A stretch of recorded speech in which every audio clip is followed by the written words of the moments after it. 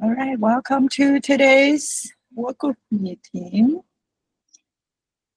Let's see, I'll try to get the screen sharing going as we are talking. Should we just go through the agenda for next meeting? I think the first one is, what's the direction for this pull request revision leader for namespace controller? Do we have the run? Probably not, I assume. Let's see.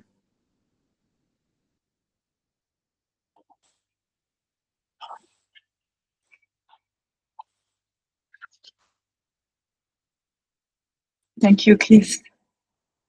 No problem. I don't think Zerain is here. No, he's not. This was also an item from last week. He wasn't here to discuss it, but I've got a little bit of context on this one. I believe. Yeah. We're basically trying to figure out what to do with Discovery Selector. I think we talked about this maybe it was last week or maybe it was the meeting before that, but the action item, the question was around like what use cases are going to run into this issue when it comes to discovery selectors and revisions, because it's a larger change that could uh, be potentially disruptive. And I think without that, we're not that more use cases. It doesn't feel like we're able to make a decision on if it's worth it or not. Or at the very least, we're standing pat until we've got more data points. Okay, that sounds right, because I've been thinking about maybe they have different Discover Selector configuration for different revision. Yeah, this user. So I remember now more detail. Like we found this one, and the user didn't report the use case. The report didn't report the use case. And there's this old one where there's also no use case. Let me just can someone provide more different discovery selectors for revision? So at least then we can maybe have an update offline potentially. That sounds good. Yeah, I'm going to put an action item in the notes too, so hopefully he can look at the notes.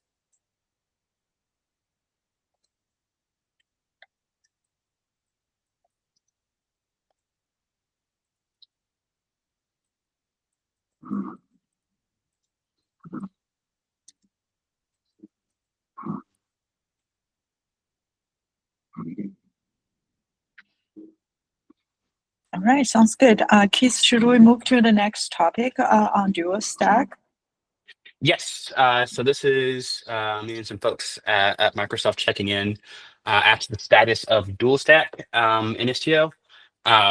Looks like Fasila links us the tracking issue, and we only have one bug that's blocking promotion to beta, just service entry. And then there's also PR open to always make the dual stack test mandatory. I haven't seen a lot of test failures on it as I've been looking through the past, so I'm good with doing this. So I'll mark it approved. If we can get a test release maintainer to chime in as well, that'll be great. And then we've got this service entry issue with dual stack. Then I have this has been a long tail of bugs. Where there are regressions and stuff like that. So I'm hesitant to dig back into it, but we need to fix dual stack. So this gives us what we need, I think, to move forward. I think the answer that the question I've got for the group for discussion is: are there any other issues that people know about with dual stack, or are there anything to be tracking for beta that's not there? Or does anybody have any use cases for dual stack that they want to call out as we try to make sure we get this to beta and beyond? This is for not only Sidecar, but also for ambient to promote to beta. Correct. Let me actually be more nuanced there. The push, like for the dual stack feature, was started before ambient, and most of the work that's been done, to my knowledge, and most of the testing that's been done has been for sidecars. Excuse me. I do know ambient has, like, I know it's per IPv6 binding, and I think was to some extent built with dual stack in mind, but I don't know if we have, for example, any ambient dual stack tests, like integration tests.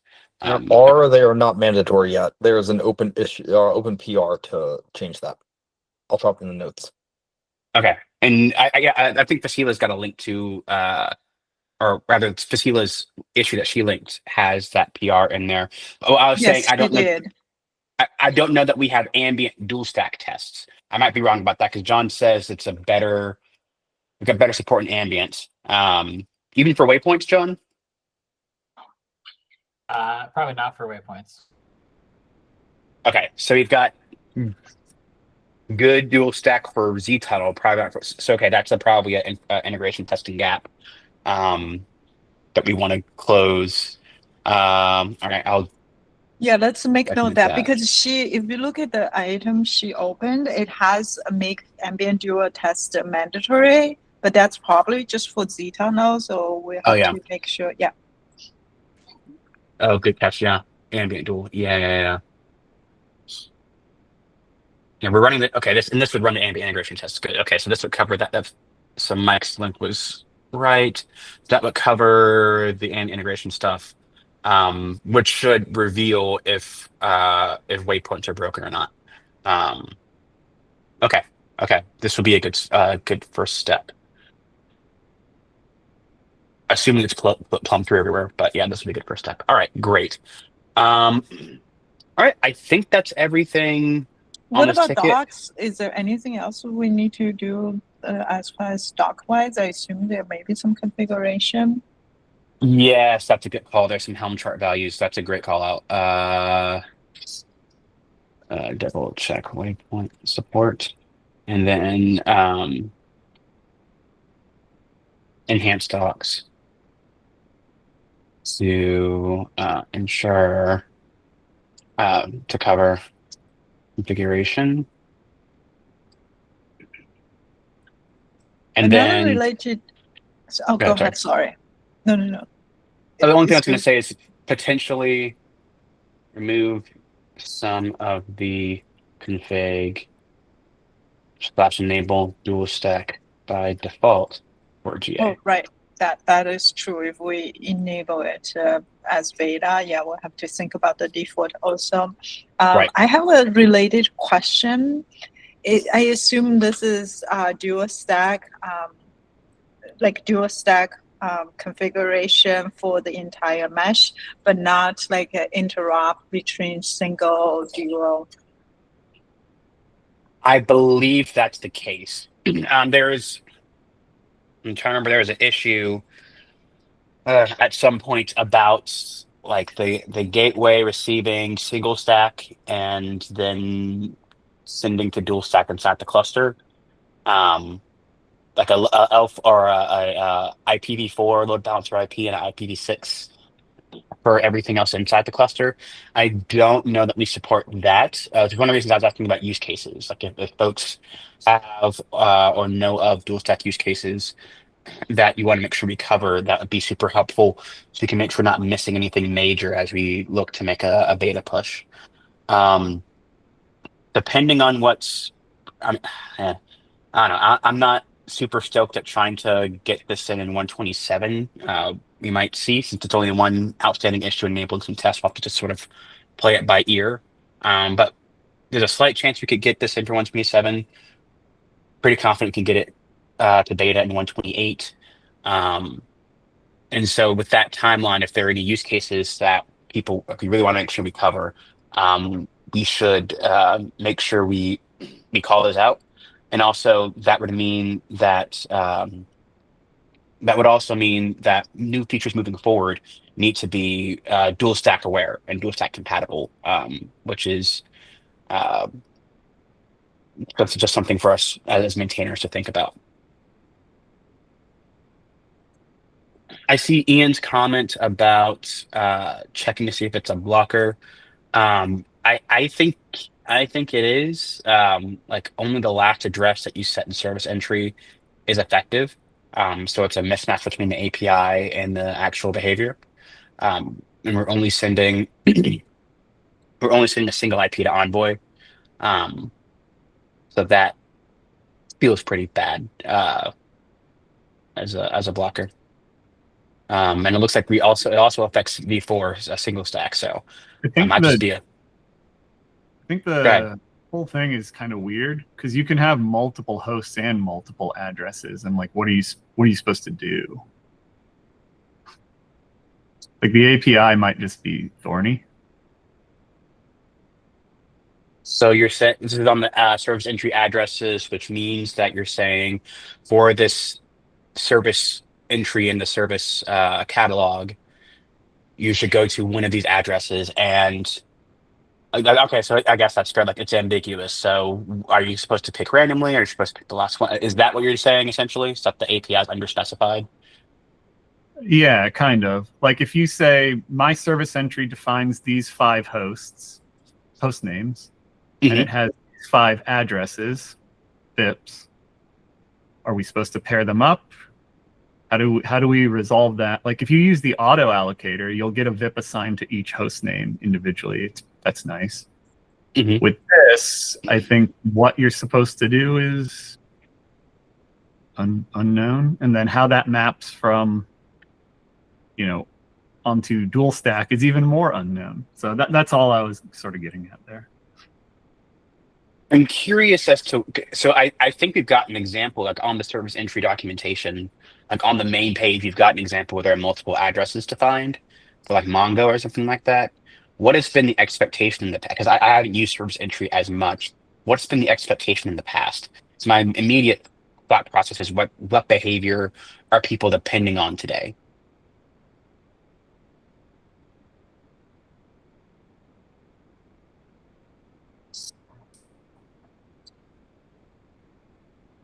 Yeah, that's a fair question. Good question. I don't think I know the answer.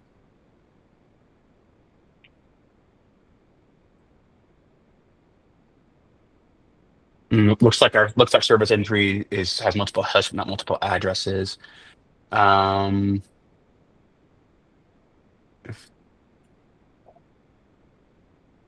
that's interesting. The addresses field.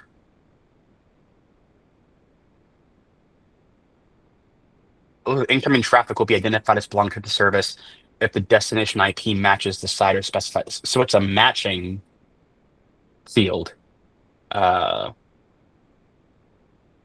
a resolution field, which is, according to the docs, which is weird.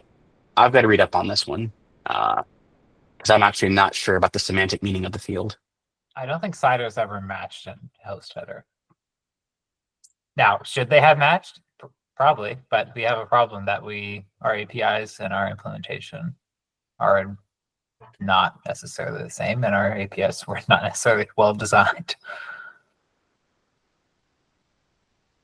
Yeah, let me show this. So this is from the threat screen. Threat screen being shared. Yeah. So Yes. Yep. If one or more IP addresses are specified, the incoming traffic will be identified as belonging to this service if the destination IP matches the IP CIDR specified in the addresses field. For HTTP traffic, generated route configurations will include HTTP route domains for both the addresses and hosts field values. And the destination will be identified based on the host and /authority header. Yeah, but not for CIDR, certainly. Right. You Because Envoy CIDR. can't do that other than listing all the IPs, which obviously could be a very large list. Right. So CIDR for sure is underspecified, and is the issue on CIDRs? Oh yeah. Okay. Yeah. I see. We got 2 SATA ranges. So I wonder what the behavior is if they took the /32 away. It's not doing anything. I wonder if it works better and has both IPs. That's interesting. Something to check out. Yeah. Okay, so maybe not a blocker for dual stack fit if it's underspecified in single stack even. Something to investigate for sure. Huh. I don't know. At the actually, we've got other topics, so I won't wax poetic on that. That's all for this one. We can move forward, I think. Thank you, everyone. No, it's good. Good discussion. Thank you, Keith. The next one, I think it's about test flake. I don't believe Craig is here either.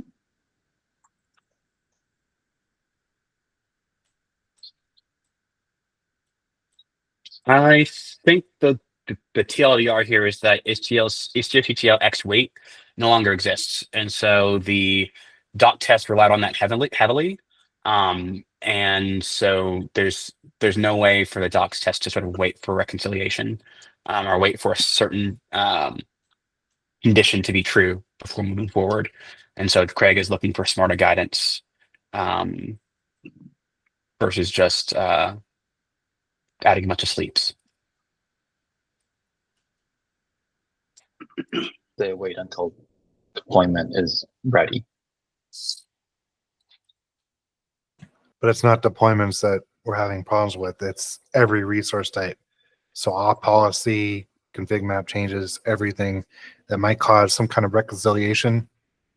There's no way for us to see, okay, it's been applied in all the resources. Now we can do the test. Oh, okay, so this is like at the Istio proxy level, not at the Kubernetes level. Yeah, so I mean, how we do this in the non-docs test is everything has it's eventually consistent. So we have retries. We say we expect that we'll get a 503 error eventually or whatever. I thought a lot of the docs have stuff like that. Maybe just not all of them. Most doc tests actually don't have retries built into it because we've never needed it. We've always had the X weight, and then when that got dropped, you started seeing a big increase in flakes. I think it'd be kind of a big undertaking to add retries to all of them. Is there a reason why we can't look at proxy status? That doesn't necessarily tell you Everything.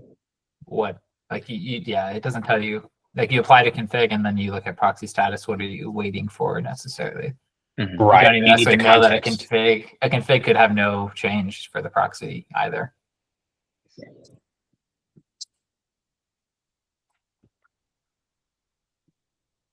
So is the unfortunate answer that we need to add retries? Oh, people have to rerun the test, I assume, to get the doc test passing, which is, yeah. Well, so rerunning docs tests is also a pain because there's a few of them that take over an hour to do. Oh, So if you're wow. trying to get release notes done and that one test flakes, then you're waiting another hour to see if it passes to get those, that PR pushed or run it again. Okay. Well, so it sounds like the good news is, if I'm reading this correctly, maybe there's some Linux Foundation contributors that can help with changing the test. So if we ask them to add a couple of retries, I guess maybe it's doable, because it sounds like, if I'm hearing correctly, it's the challenge is the manual label to make it happen. Is that correct?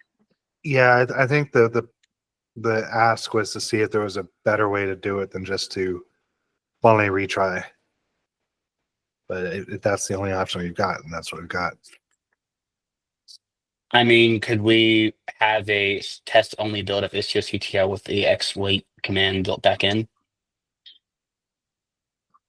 Not really. Like, it's not like it's just an Istio cuddle command. It's like a ginormous invasive part of the code base that's gone. Okay. Got it. Yeah, that's what I was worried too. Yeah. Okay. And also that didn't work properly, which is why we removed it. Well, part of why we Okay. removed it. Okay, that's fair. All right, just figured I'd ask the question. Yeah, I mean, it's a good question. That's the first thing I thought about too. So Yeah. Okay. And so I guess the action item here is Lynn's got it. Thank you, Lynn. Looks like docs investment. So we don't want to spend time and money on retrying some docs investment to add retries.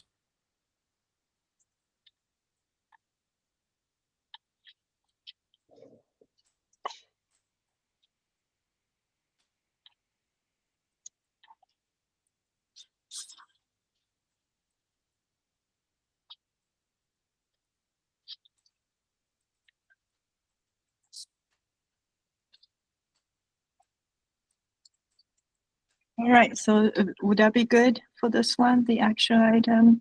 If so, we can move to the next one, which is also from Craig. I think the summary doc probably captures where his thoughts are. This is probably a long-term effort, I think. It's also on the, I think he said it's also on the TOC agenda in a week or two. So one question on this. So are we going to support virtual service in both sidecar and ambient mode if it is for the workloads directly?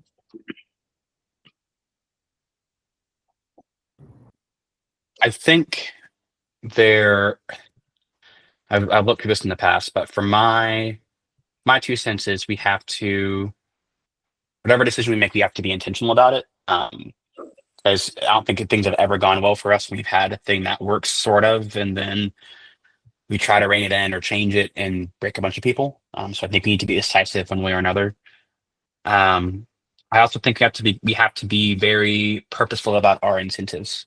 My big concern with going all in and supporting virtual service and ambient is that we lose any carrot or stick to get people to move the HTTP route, which I think is what we want long term. If that's not true, then maybe maybe we should reevaluate. But like that's my biggest concern with just continuing to support virtual service and ambient. Like ambient, what it is our only one of our only ways to change incentives for users, and I would hate to give that up without a lot of thought. Yeah, plus one. I would also add like that. I think one of these docs that I read, like I think the one you present or one of the comments says that like maybe 90% of virtual servers are supported in HTTP route. So like if we do get a feedback, I mean, I think the correct way would be to just engage with enhancing HTTP route to support it. But yeah, I think definitely it's one of the carrots to move to Gateway API. Yeah, it's worth being aware of too that there are things you can express in a virtual service that we can't really implement with a client-side L4 that doesn't like rewrite the HTTP. So we may never be able to get like really true parity. There will always probably be some confusion if we say virtual service is supported, but also these things can't be done. Okay, because like based on the comments I see, the comment says like we will support both virtual service and HTTP route and somehow merging along those. So that is not true.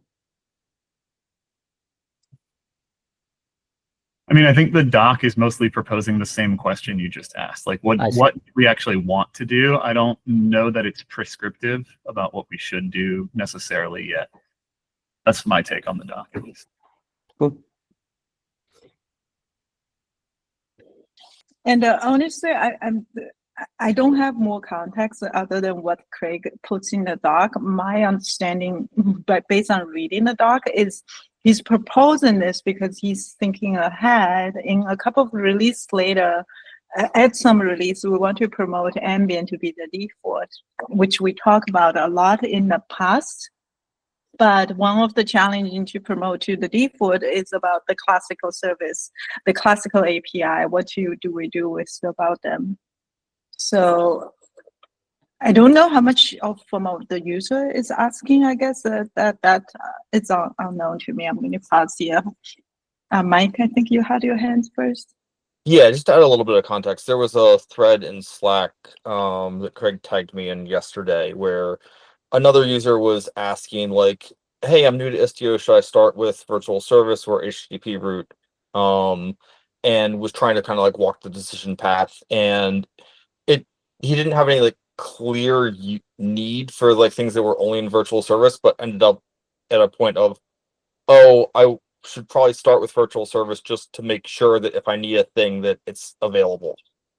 So it was I'll drop a link to the Slack thread in the notes, but it was basically a question of like, is there any kind of like migration facilitation path that in terms of like getting folks started that this would be helpful for? And I'm particularly hesitant about that. I kind of am in the same position as Keith, thinking that if we really try to like promote like virtual service integration, then it's going to be a thing that never goes away. Yeah, so the thing is right now with the Istio, with the sidecars, and if somebody using like gateway APIs gateway, then the virtual services are supported on workload because they're using Envoy, right? And with ambient, it is not supported. So if a user migrates from a sidecar-based mesh to a sidecar-less mesh, I think it could be very difficult for them because like there's no direct translation from virtual service to HTTP routes, and I don't think any tooling can provide it. So users would have to do it, and the usage of the virtual service, like we have seen clusters where users are creating virtual service for each Kubernetes service. So the migration could be a very tricky task. Do we have some tool actually to migrate? Because I feel like there's like ingress to gateway tool that people talk about a lot. Yeah, I was gonna John already drop the link in chat. Oh, I see. Cool, I'll check that. Yeah, I'm pretty sure it supports our APIs, at least somewhat. Yes, I think John or somebody did the work a long time ago, and that's the recommended way by the Kubernetes community. So I almost feel like I'm agree with most of you. If we continue to support virtual service, it's just increase like the support matrix for the project. I know the project is also a little bit understaffed right now, so I don't know if it's wise for our project to do that forever. Keith? I mean, it's just reminding me of something Tim said a while back on Twitter about complexity budget. And I feel like within a project, you only get so many chances to make disruptive changes, and to potentially even reduce your API surface. I think we need to take this chance, like for just for the future, especially to Ian's point before about not being able to virtual service having some APIs that aren't doable. Like you literally are expressing things that can't be done in the ambient data plane model. Like that's the core issue. And while there might be some incidental friction for like Kate's gateways and sidecar versus ambient, I think the ability to long-term limit our API surface and to provide a consistent experience across like for 80%, 90% of users in sidecar and ambient, like we can't pass that chance up, in my opinion.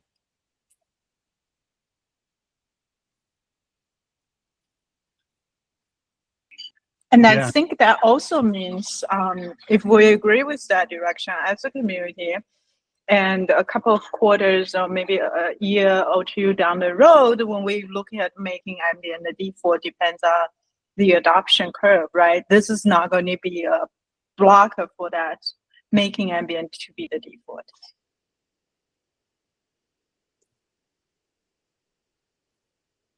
I think that it would honestly be trickier if we did like try to make this a first class thing, because then 2 years down the road, instead of like fully adopting ambient and gateway APIs as we would hope, you would, I think, have a far larger group of users that are in this kind of like mixed mode where they're using some things with virtual service in a lot of places where we wouldn't ideally want it.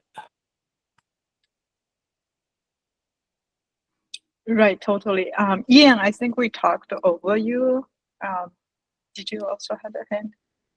Oh, I was just going to mention, like, building on Keith's idea of incentivizing users. It also incentivizes us to sort of engage with Upstream Gateway API and get the last couple of things checked off, for better or worse. And on the side note, I have one more question. So are we going to follow the same kind of approach for other APIs as well, which could be conflicting with Istio APIs? What do you mean, like not support them? Yeah, I mean, like if authorization policy is there with the gateway API, what would happen with the Istio's ODC policy? Are we going to support just the ODC policy in the gateway API, not the Istio one for ambient? So I think there is a big difference between each API. So virtual service and gateway, we knew and planned in advance many years ago to replace them. And we knew that the incoming ones were much better than the ones we had. And we also shipped ambient already. So can we walk back authorization policy or most critical API in ambient? No, there's no way. I don't think. Especially like we're talking a minimum of like 18 months until it gets stable anyway. So it's not even in potential consideration to be recommended until that's at least as stable, right? So will we get to a point where we recommend it? Probably, like if it goes well, obviously. But we'll never remove support for authorization policy in ambient. Good, thanks. So yeah, I think other things like destination rule, like destination rule sucks in my opinion. So like I would see that being more quickly not recommended, but still not something we remove. But in my mind, authorization policy is great in Istio. It's a good API. So I'm less worried about going and saying let's not use it.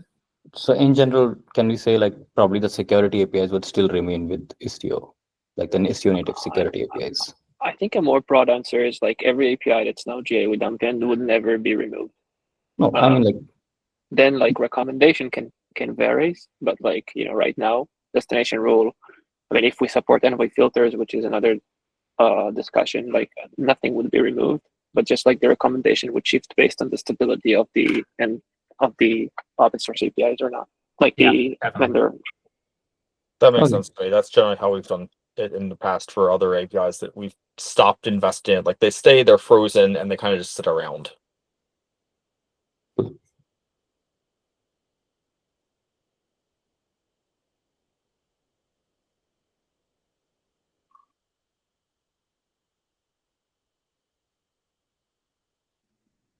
Do we have consensus on this topic?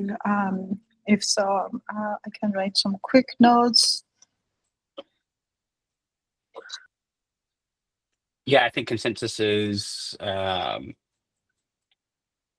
virtual service might work, we don't have, it sounds like there's a consensus that we don't have an interest in moving it to anything past that. Past just your mileage may vary. For other APIs, they're not going to be removed, or we're not going to take away support, especially since ambient's GA. But the recommendations for which APIs to use may change over time. I think we always reserve that right. Does that sound right to everybody? Is that a good representation? Yeah, I think I would add maybe to the I think one of the things we should take is consensus and also following up the last meeting, which we all were confused, like whether we even support it or not. It's like we have to take action items part of the consensus of like actually documenting the exact support. And I mean, obviously we cannot remove this like weird support in semantics we have a virtual service right now, but like we need to anchor and iron out on documentation here because it's not the first time at least me, myself is confusing and a lot of people like asking about it. So yeah. Yep. +1 there. I remember I was confused about, like, I thought it didn't work. So I think that maybe right now we have it as alpha, and we need to be rather we have virtual services being alpha for waypoints. Maybe we need to expand on that and just say it may work, but it's considered perma alpha, and you're encouraged to use your HTTP route. Maybe something stronger there is needed. I like the permanent alpha.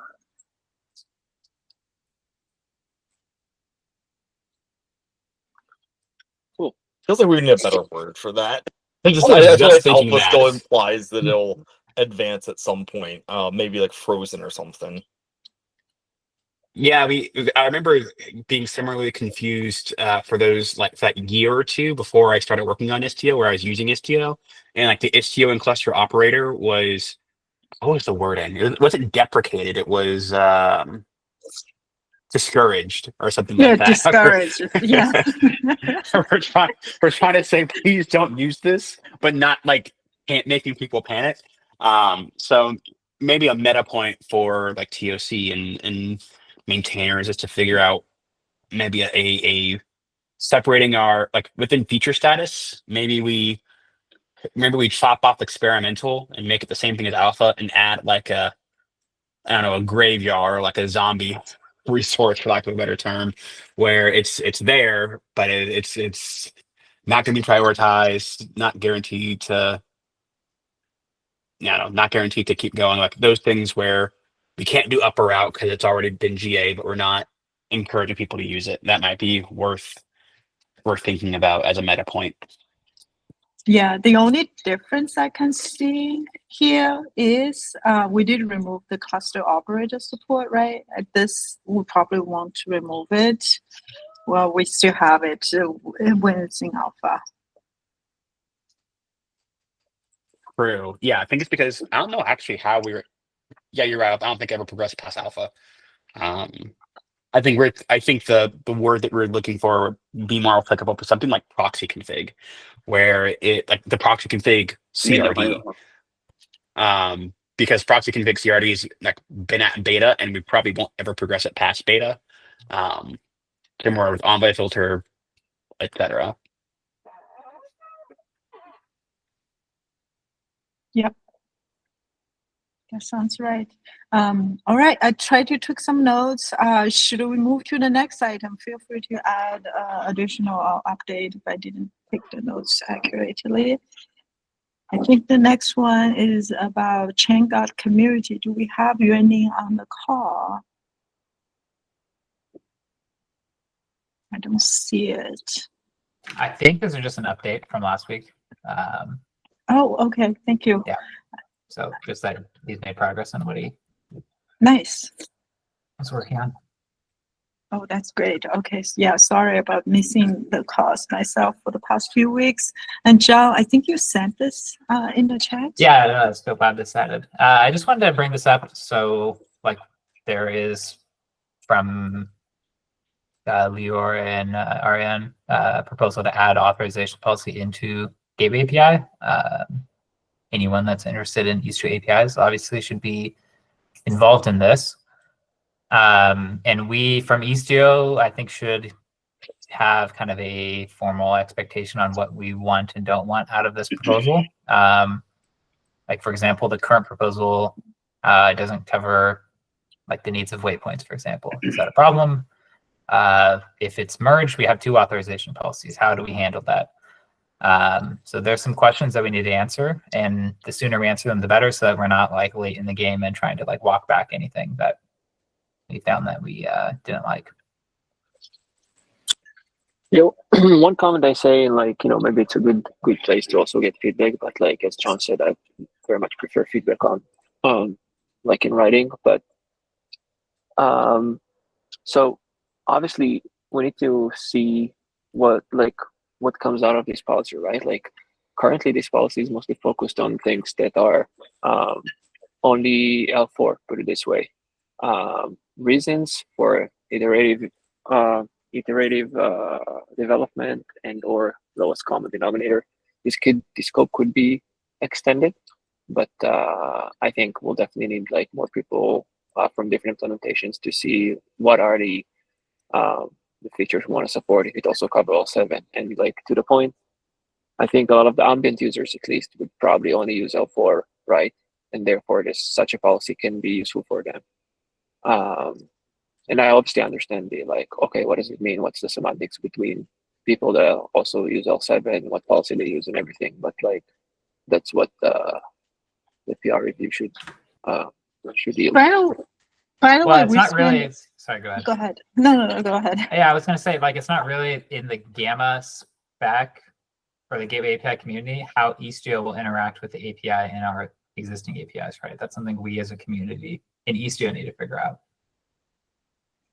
Right, but like obviously it's not going to be only applicable for Istio, right? Every mesh today is providing L7 functionality as well, right? There's going to be some variation, which is why it's definitely not the lowest common denominator. I mean, there is lowest common denominators for L7 functionality, but there's going to be some variation here between implementations. But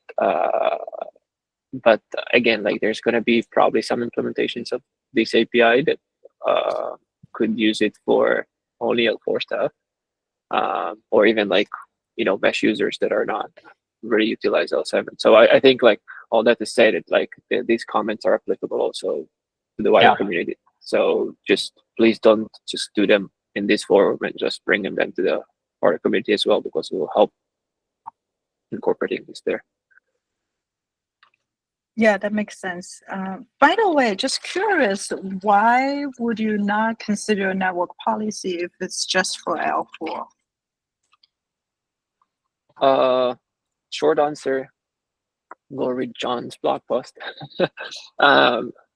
Yeah, but like, I'm kidding. But yeah, network policies is flawed. I mean, there's also a lot of discussions I'm doing within that Signal policy API community with regards to identities and where does it fit in the whole story, and like what do we like, are we going to have a broader Kubernetes network, like network/authorization policy that are like a little bit that are identity aware, and what does it mean to work between clusters and stuff like that. Yeah, I understand the identity problem very well, but what I'm struggled though is, I mean, the Israel community went, I don't know if you know the background, I think John and Keith and Mike know all this, right? We spent like over a year to figure out what's the right semantic for authorization policy for when we had add support for ambient. And one of the biggest challenges we have is the semantics for authorization policy for ambient between layer 4 and layer 7. So if your proposal is just for layer 4, what I'm worried, I know you said we're not supposed to provide feedback direct to you, but to the broader community.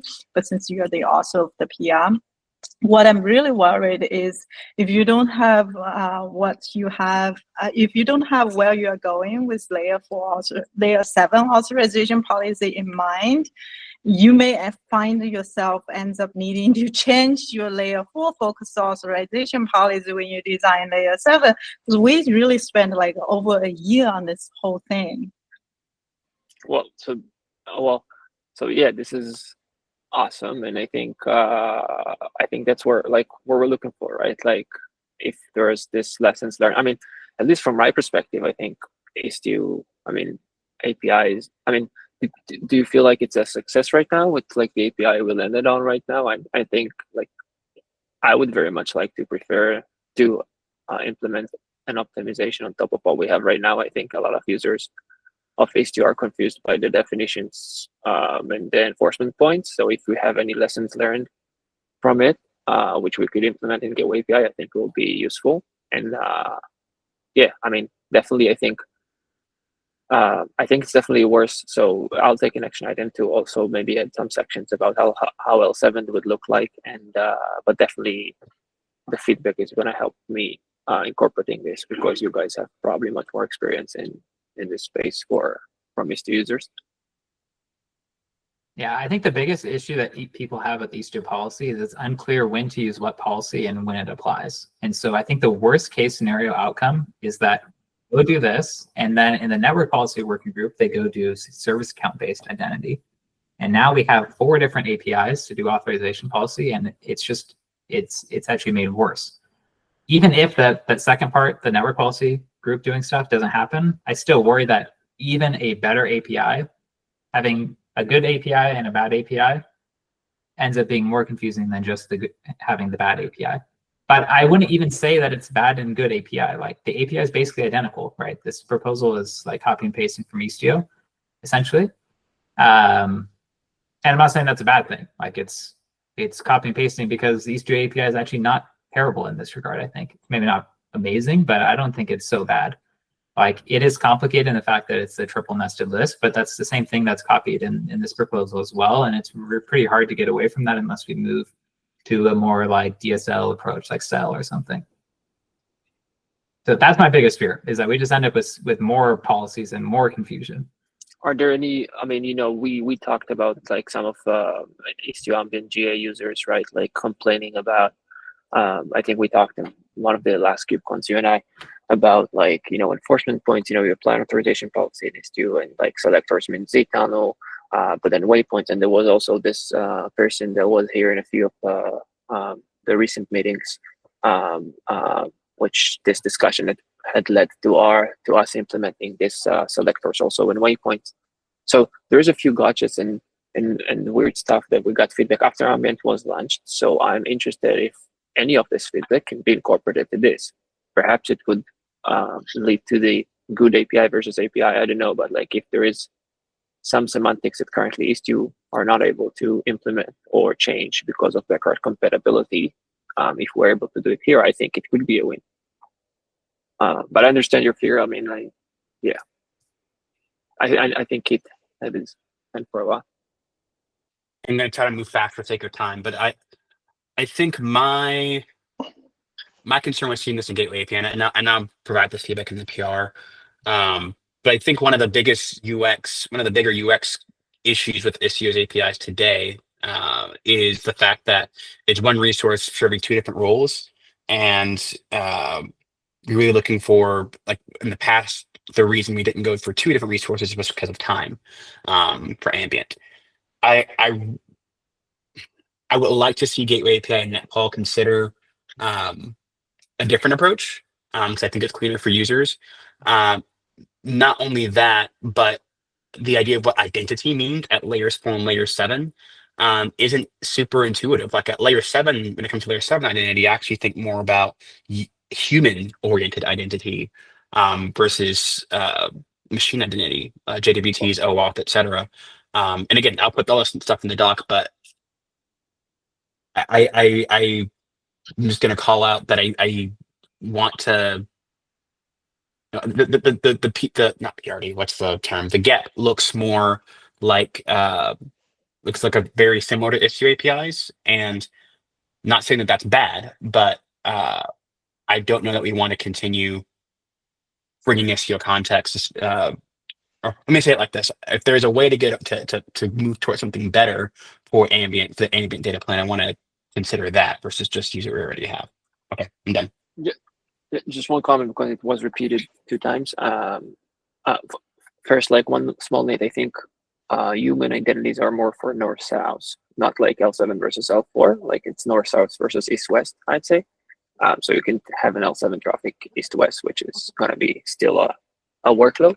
But just like one thing I want to ask is, you know, we said 2 times that it's an identical to Istio, and I just want to kind of get more understanding what, like, you know, this API for whoever actually read this proposal is just like L4 identity and port.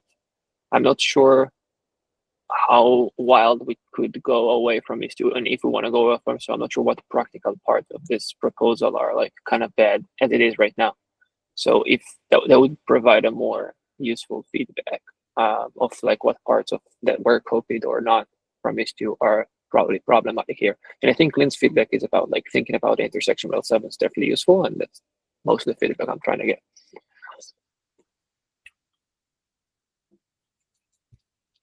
I think Jan.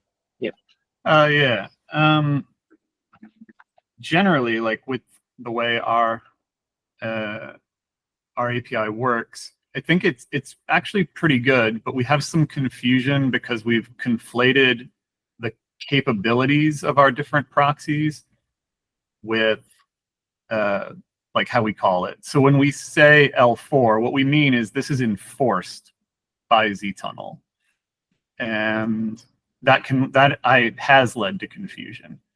So I think part of it is just like you can we could do a better job of communicating it, and that might unravel some of the confusion. And I know that's big in Gateway API too, so there's probably a whole section on defining exactly what the terms should be and how we should talk so that we're talking about the same stuff. I haven't read your proposal, so I'll get to that, but there you go, general.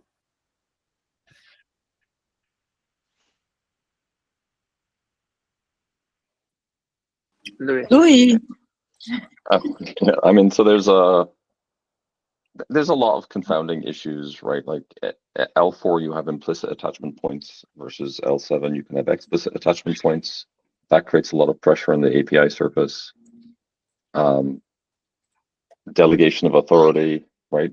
Between what the L7, with a delegated policy enforcement point versus an implicit one.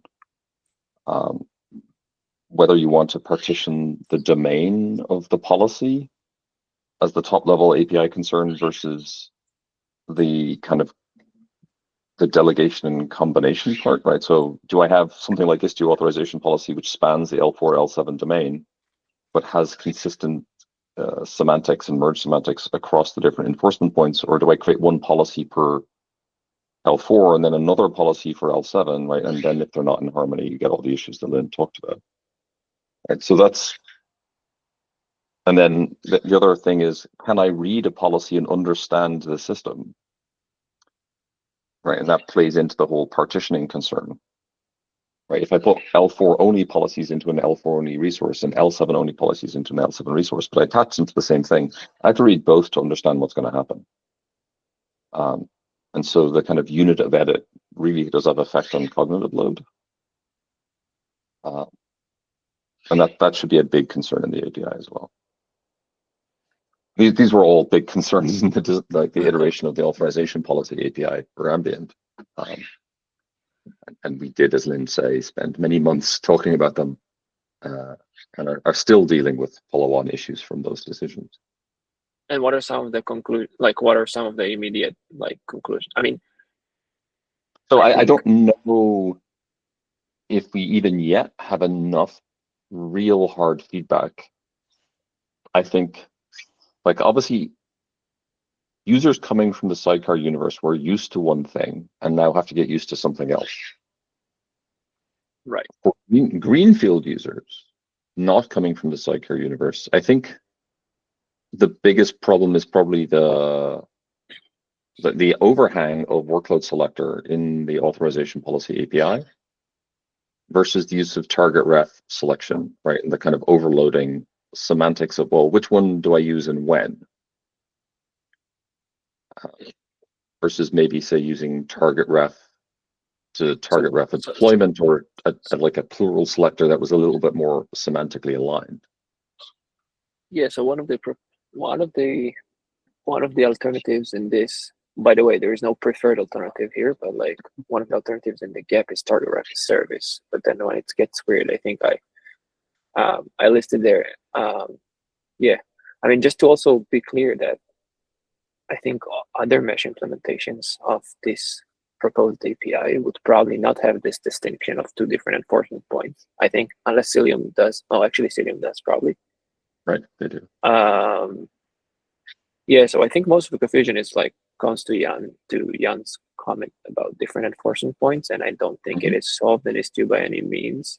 I would just love to get the feedback from Istio ambient users to see. And one of the best feedback was from that we had there in the meeting that actually led to us actually enforcing selectors on waypoint as well. I think it's merged with a flag. But yeah, I mean, anyway, please go read this. I mean, service is also proposed there. There is the limitation of service. But yeah, they'll be useful. By the way, like for this group, just the timeline to actually get this merged, it's July 22. Like gateway API deadlines and stuff like that. So if you are planning to review it, it will be very useful if you do it as soon as you can. So we make sure the feedback can be incorporated within the deadline. Just out of curiosity, is failure an option? Is failure to not proceeding? Yeah.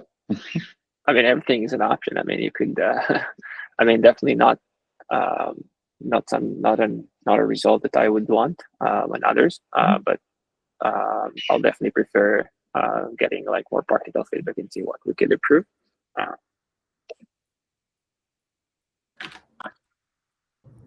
It's probably covered in the doc. What level is this going? Is this going to like provisional or Oh, experimental, yeah. experimental? Okay. Yeah, one thing I want to keep in mind is like the upside of this proposal, if it goes well, is an incremental improvement, and the downside is total confusion and chaos for users. So if we don't have something we're comfortable with on July 22nd, I beg that we spend more time instead of pushing something forward. Not a comment on this proposal, but on Gateway API in general. I think that the community has a strong tendency to rush to meet deadlines and merge things that are not yet ready to go. So I would hate for that to happen here as well. Well, yeah, I agree with you, but just I want to say one thing here. Obviously a lot of this infused by the recent back in TLS story, which behind the scene, some of us supported a lot of the comments or things you brought up, which I agree.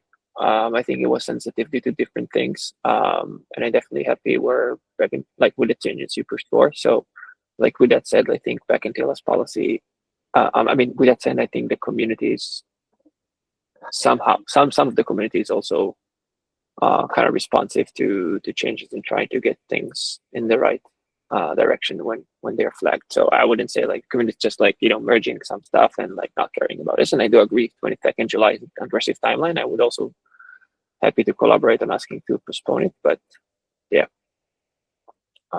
We also have a bit more weight here, just given there are fewer east-west mesh implementations that would actually be implementing this API. So like it won't go to standard if there aren't 3.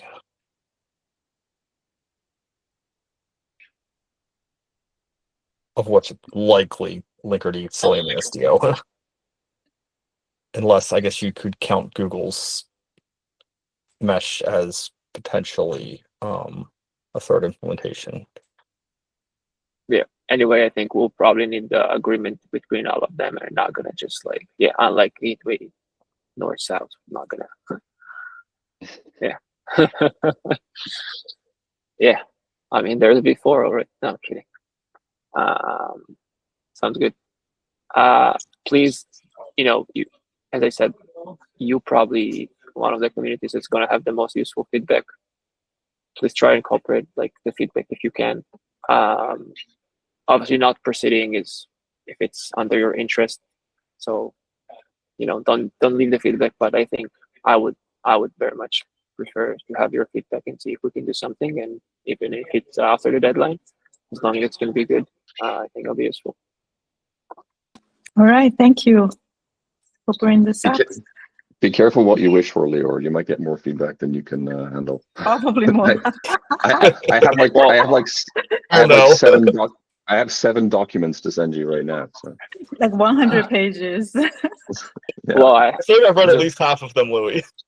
Yeah, that all the discussion got very, very, very lengthy. And then the Slack thread dedicated to this topic. Gosh. I was just looking for something to do over the long weekend. So. Yeah. Very long weekend. Yeah, the lightest, the heaviest light reading you've ever seen. All right, I think that's time. Wrap this up? Yeah, thanks. All right, thank you. Thanks, folks. All right, bye. Cheers.